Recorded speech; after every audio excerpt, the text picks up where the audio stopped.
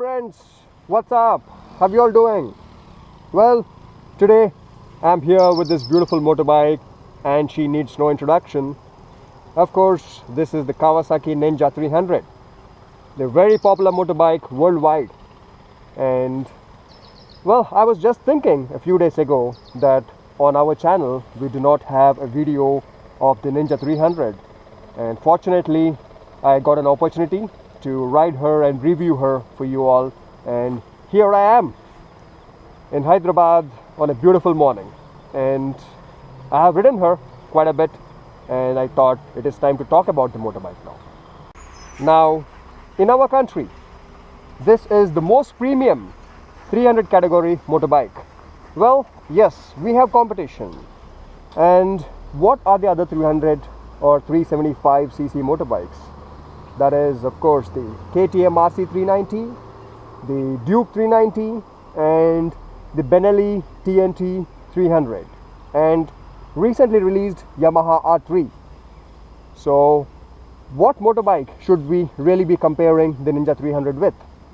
The Yamaha R3, as it is only recently launched, I haven't ridden the motorbike personally, and neither have any of my friends bought the motorbike. So it is in a very early stage, so I don't really wish to comment anything on the R3 right now. Of course, it is a fantastic motorbike in general. On papers, looks very good, but we are not putting that motorbike in our comparison today. But if you think technically that is the motorbike which would be in direct competition with the Ninja 300.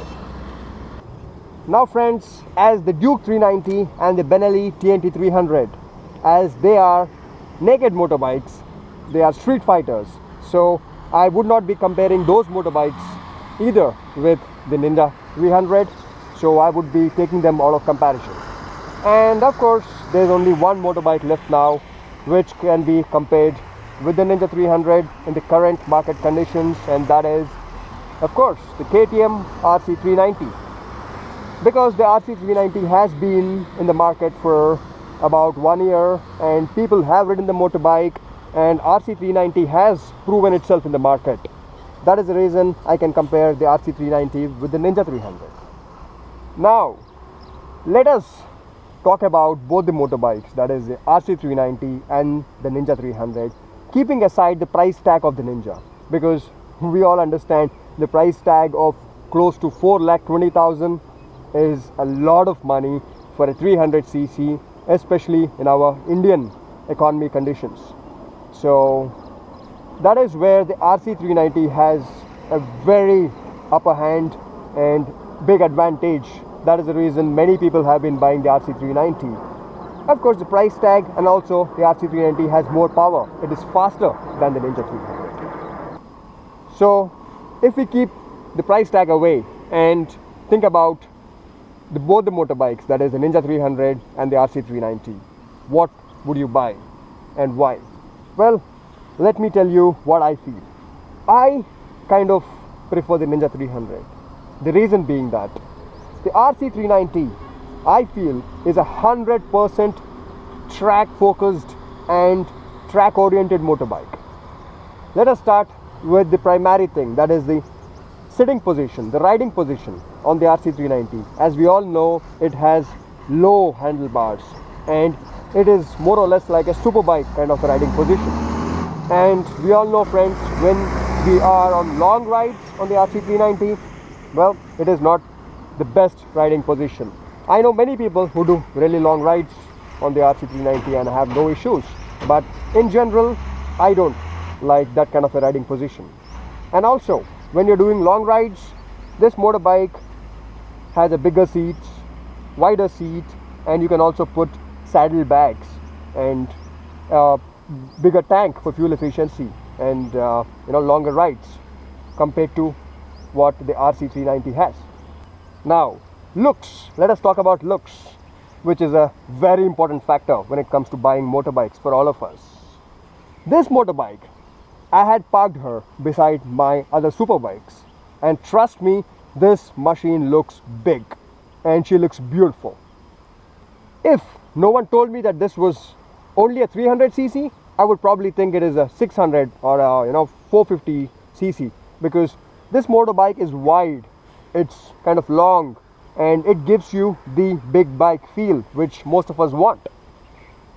And when it comes to the RC390, she's very good looking too, but she does not give you the big bike feel. I would say the RC390, she's like a 19-year-old supermodel. She looks at you with an attitude. She knows she's good looking, and she keeps you on your feet. She's fast, she's sleek. But when it comes to the Ninja 300, this is like a grown-up lady, she takes care of you. I mean, she's comfortable, and the power delivery is gradual, and it's more easier to live with, I would say. And now let us talk about the engine. Well, the RC390 is a single cylinder, and this is a twin cylinder, a parallel twin. And trust me, this thing is smooth. And in city traffic, this machine does not heat up like the Duke 390 or the RC390. Of course, the reason being that those are much higher compression engines compared to this one. Now friends, please, I know you could be leaving me bad comments saying that why are you talking bad things about the RC390. Well, please, I'm a KTM lover too. I own a Duke 390, and I'm only talking in comparison with this motorbike. Also, this being a parallel twin, this machine revs much higher. This can do almost 13,000 RPM. So what does that mean? That even at very high RPMs, this motorbike does not feel stressed. To be very frank, the Duke or the RC390, they do only just about 10,000 RPM, and around 8,500 RPM or beyond that, there is a feeling of stress, because it is physics, because it's a big piston, it's a big single cylinder, and it gets under stress at high RPMs. But the same thing gives you fantastic low end torque, which is slightly lesser on this motorbike, but that does not mean this motorbike is not fast. It is fast. And for city riding, of course, this handlebar is slightly upright, which is beautiful. And also, as I said, the seat is wide and big, and the whole motorbike somehow feels way well behaved for general traffic conditions compared to the RC390. But again, having said all this, this motorbike at this price point, which is almost 4,20,000 rupees, does not come with really good tires like the Duke or the RC390. All the people who ride the Ninja 300 have been saying that, well, these tires take forever to warm up, and if given an opportunity, they would replace these tires and put the Metzlers or Michelins or some other more grippier tires. But if you're only touring, you're not doing any hard cornering or racetrack riding, then I think these tires should be absolutely all right. And that is of course a big advantage of the RC390, that at that price point you also get those fantastic tires. And yes, this motorbike does not have ABS, and that is again where the Duke or the RC390 have a very big advantage. At that price point you get ABS. But again, my friends, I've always said that these motorbikes like the Ninja 300 or the RC390, these are stepping stones for a youngster to learn on and then graduate to a 600cc super sport or a 1000cc superbike in the future. So if you buy this motorbike with ABS, and in your learning process you get completely dependent on ABS, then in the future your skill level would not grow, it would not develop. I can give you a small example. Now say you bought the RC390 with ABS, and you never actually learned how to put gradual pressure on the brakes and modulate the brakes manually on your own, then in that case, later on, say you bought the Daytona 675 with ABS, and you upgrade it again. Say you bought the BMW S1000RR with ABS, traction control and everything. Now you have learned to ride a motorbike, but you are dependent on ABS very highly. You probably never rode a non-ABS motorbike hard and never learned the progressive braking that we do manually. So now, say you are the S1000 RR person and I am on a ride along with you on my Gixxer 1000, which is powerful enough to keep up with the S1000 RR, but that motorbike does not have ABS. Now in that case, if we plan to switch bikes, if I say you ride my Gixxer 1000 and I'm going to be riding the S1000 RR. Now friends, that motorbike, yes, the Gixxer 1000 has a lot of power but no ABS, and that is when you could be in trouble, because you are highly dependent on ABS, and probably in a panic situation you would just jam onto the brakes, and we don't want to talk about what can happen. So that is the reason I always tell youngsters that learn motorbiking the hard way with a motorbike which does not have much of electronics. So alright, next on the RC390, of course, we get upside down telescopic forks. Here we get the regular conventional ones.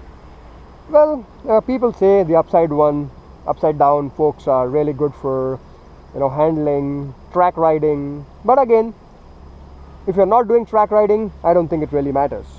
Also, we need to understand that this is not an outright track motorbike like the KTM RC390. This is more like a sport touring motorbike and a general commuter, a very good learning motorbike too. So don't think about those aspects of upside down forks and all that, but yes, this motorbike is a fantastic track tool too. One of the best riders, track riders, have learned riding on a racetrack on this machine. So well, you can do minor modifications, that is put good tires, probably put lower clip-ons, and take her to a racetrack. She would perform really well. And now the most important thing, well, buying is a different thing, but maintaining a motorbike. The RC390 or the Duke 390 is so easy to live with. The parts are so cheap, as I've always said. The brake pads are some 300 rupees, and the oil filter is some 100 rupees. It's unbelievably cheap. But this motorbike, my friends, is nothing but an imported motorbike. So everything, all parts get imported. So you would be paying premium prices. Maintaining a Ninja 300 is as close to maintaining a 1000cc superbike. Trust me, the parts are very, very, very expensive. That is for general service. Now imagine if in an unfortunate event you fall and break the fairing or damage the motorbike. Well, it's going to be very, very expensive to fix this motorbike. So that is where, of course, the RC390 gains a huge advantage, because the parts are made by Bajaj and made in India. So they are really, really cheap. But again, my friends, the parts on this motorbike could be expensive. But we all know one fact, that the KTM Dukes and the RC390s, all said and done, they have had quality issues. Now, I'm a KTM fan, but I got to admit to this, that there have been just too many things that have failed on those motorbikes. The oil seals, they keep failing every now and then. They, stator coils, they keep failing every now and then. And the gear levers falling off, this, that, whatnot. I mean, they were just too silly, and KTM India still has not corrected many of those issues. So when it comes to reliability, yes, this is the motorbike, the Ninja 300. Although the parts are expensive, but they are hardcore reliable. That is what Japanese philosophy is all about. They believe that quality does not really come cheap, and in this case it is true. And well, the exhaust note. Now to the Duke or the RC390, as I've always said, no matter what you do, she is not going to sound like a sport bike. The RC390 is a hardcore super sport, but she's not going to sound like that because of the single cylinder. But this motorbike being a parallel twin, if you put on a really nice exhaust, a Two Brothers or something like that, on high revs, do a flyby and she would sound really good, trust me. And what else, friends, what else? Well, personally, if I was not doing much track days, which again, all said and done, most of us don't really do many track days, correct?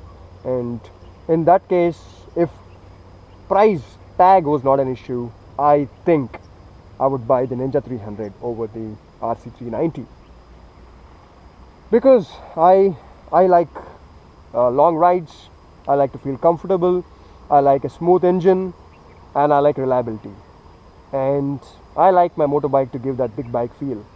And also I like my motorbike to be kind of unique, and there are very few Ninja 300s. So, well, this would be a special thing on the road. So friends, having said all this, now, well, we should buy what we buy, correct? And that's it. So do write to me if you have any questions, and if you noticed I'm wearing leather pants, with all the protection possible. This is my new thing which I'm going to be reviewing very soon.